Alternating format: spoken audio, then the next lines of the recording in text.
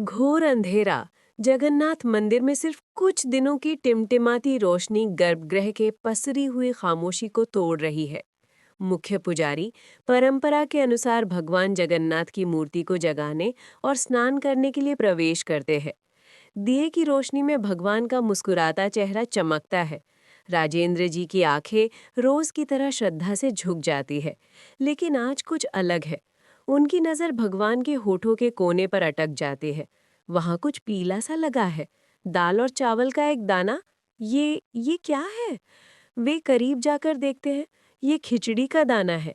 भगवान के गालों पर भी हल्के पीले दाग हैं, जैसे किसी बच्चे ने जल्दबाजी में खाकर हाथ पोंछ लिए हो। राजेंद्र जी का दिल बैठ जाता है।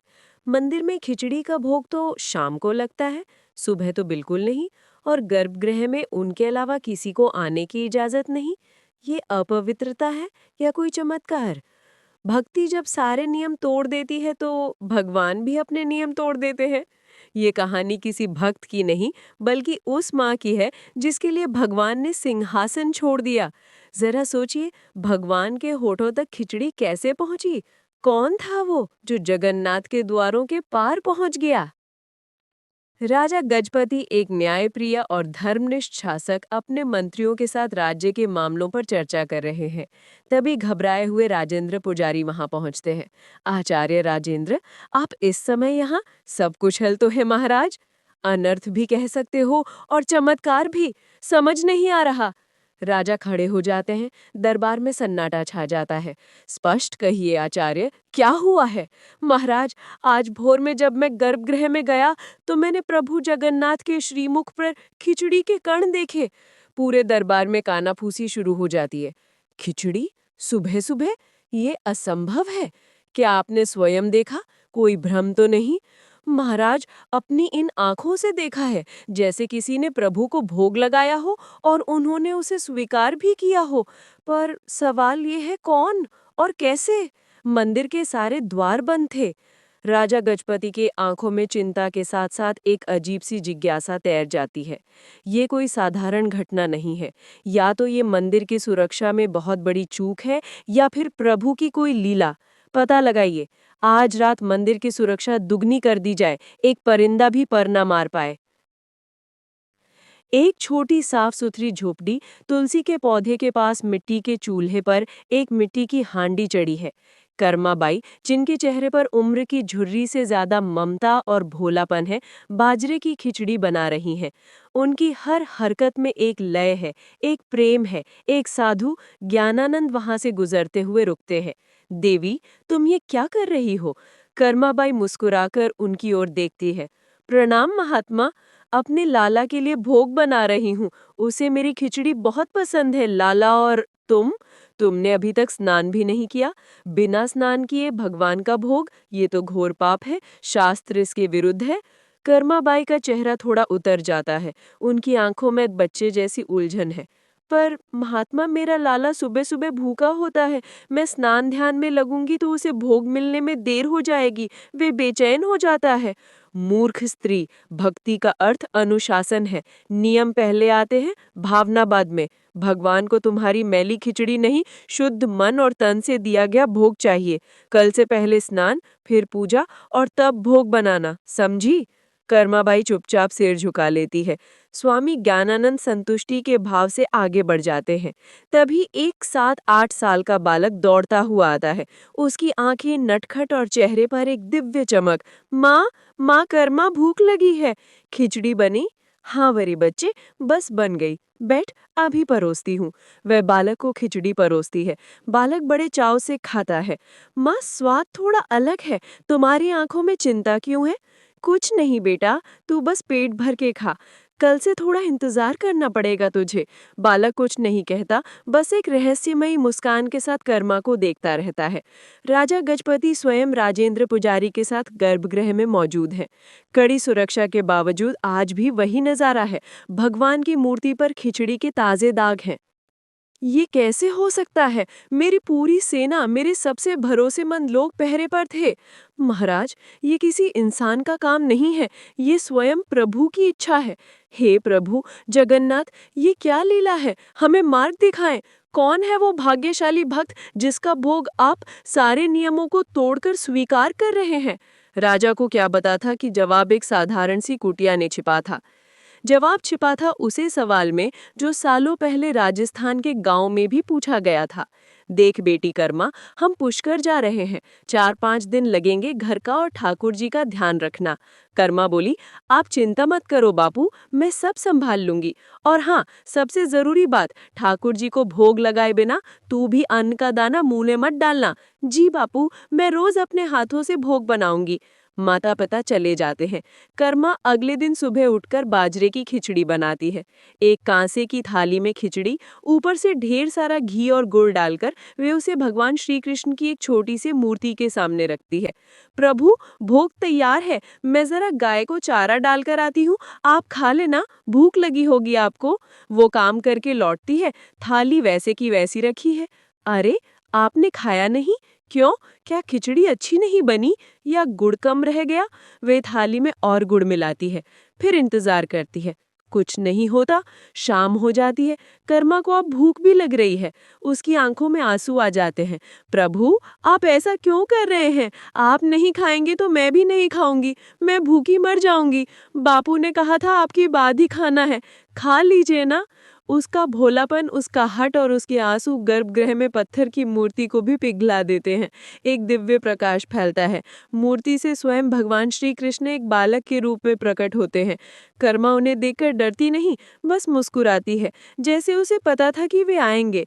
रोती क्यों हो कर्मा? बस पर्दा लगा दो, मैं चुपचाप भोग लगा लूंगा। अरे, इतनी सी बात थी, पहले कह देते ना, प्रभु ना आप भूखे रहते न मैं उपवास करती। कर्मा अपनी ओढ़नी से पर्दा करके उन्हें अपने हाथ से खिचड़ी खिलाती है। भगवान पूरी थाली साफ कर देते हैं। राजा गजपति गहरी नींद में है। उन्हें एक स्वप्न आता है। स्वप्न में भगवान जगन्नाथ स्वयं उनके सामने खड़े हैं, पर उनका चेहरा उतरा हुआ है। प्रभु, आपने दर्शन दिए, मैं धन्य हो गया, पर आप चिंतित क्यों हैं?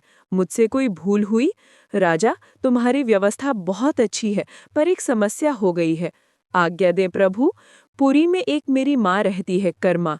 वे रोज सुबह मुझे बड़े प्यार से खिचड़ी खिलाती है। मुझे उसके हाथ की खिचड़ी खाए बिना चैन नहीं मिलता।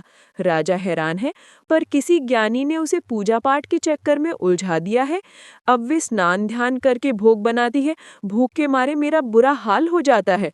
जब तक भोग मिलता है तुम्हारे मंदिर का समय हो जाता है, तो मुझे जल्दी जल्दी खाकर हाथ मुंह पोंछकर यहाँ आना पड़ता है, इसलिए मेरे मुख पर दाग रह जाते हैं। राजा गजपति की नींद टूट जाती है। वे पसीने से भीगे हुए हैं। उनके चेहरे पर आश्चर्य और भक्ति का मिला जुला भाव है। कर्मा माँ, कर्मा। राजा के सैनिक और मंत्री पूरे पुरी में कर्मा नाम की महिला को ढूंढ रहे हैं। वे कर्माबाई की कुटिया तक पहुंचते हैं। राजा और राजेंद्र पुजारी भी वहां आते हैं। वे देखते हैं कि कर्माबाई स्नान करके गीले बालों में जल्दी जल्दी भोग बना रही हैं। वही नटखट बालक बाहर बैठ इंतजार कर रहा है। माँ, जल्दी करो ना, बहुत जोर की भूख लग रही है। राजा और राजेंद्र जी एक दूसरे को देखते हैं। ये समझ जाते हैं ये साधारण बालक नहीं है। तभी साधु ज्ञानानंद भी वहां आ जाते हैं। महाराज, आप यहाँ इस अज्ञानी स्त्री के कुटिया में?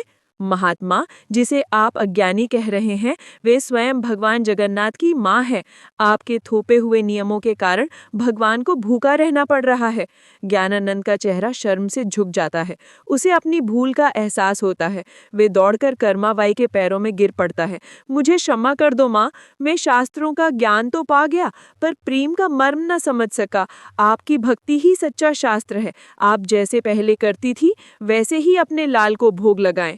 कर्माबाई उसे उठाती है। उनके आंखों में कोई गुस्सा नहीं, सिर्फ ममता है। महात्मा, आप सही थे, पर मेरा लाला, वे बच्चा है, वे नियम नहीं, सिर्फ माँ का प्यार समझता है।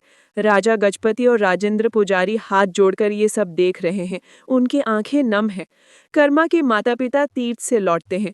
माँ देखती है कि गुड़ का मटका लगभग खाली है। कर्मा, इतना सारा गुड़ कहाँ गया?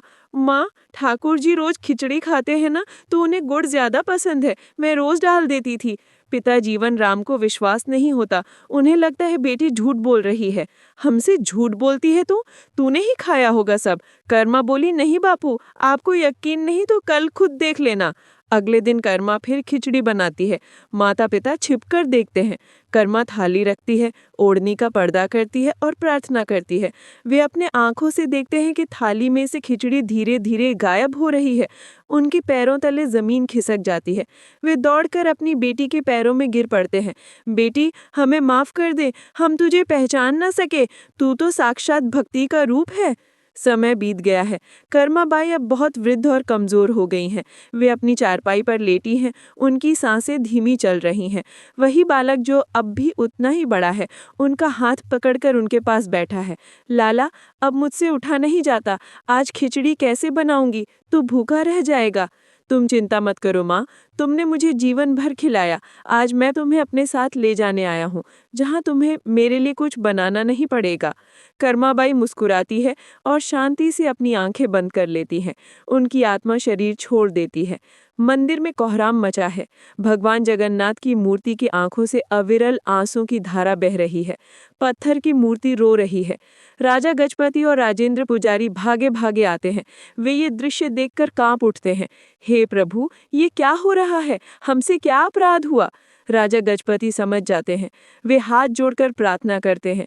रात को राजा को फिर स्वप्न आता है। भगवान जगन्नाथ एक छोटे बच्चे की तरह सुबक सुबक कर रो रहे हैं। राजा, मेरी माँ चली गई, मेरी कर्मा माँ मुझे छोड़कर चली गई। अब मुझे सुबह सुबह प्यार से खिचड़ी कौन खिलाएगा? अब मैं किसका इंतजार करूंगा? राजा की नींद खुलती है। उनकी आंखों से आंसू बह रहे हैं। लेकिन ये एकमात्र माँ नहीं थी। ऐसी और भी कहानियां हैं जहां भक्ति ने भगवान को विवश कर दिया। राजा गजपति ने सभी पुजारियों और पूरे राज्य के लोगों को इकट्ठा किया। उनका चेहरा दृढ़ निश्चय और गहरी भावना से भरा हुआ है। आज से और इस सृष्टि के अंत तक भगवान जगन्नाथ को अर्पित होने वाले 56 भोग से भी पहले सबसे पहला भोग मेरी माँ, भगवान की माँ कर्माबाई के नाम से बाजरे की खिचड़ी का लगाया जाएगा, ताकि मेरे प्रभु को कभी ये ना लगे कि उनकी माँ उन्हें छोड़कर चली गई है। उनकी माँ अब यही है, हम सब के दिलों में और इस मंदिर की परंपरा में हमेशा के लिए। और इस तरह एक किसान की बेटी अपने निश्चल प्रेम और भक्ति से जगन्नाथ जी की माँ बन गई। आज भी जगन्नाथपुरी में हर सुबह सबसे शक्तिशाली भगवान अपनी माँ के हाथ की बनी स्वादिष्ट खिचड़ी का इंतजार करते हैं। इसी तरह कथा समाप्त हुई।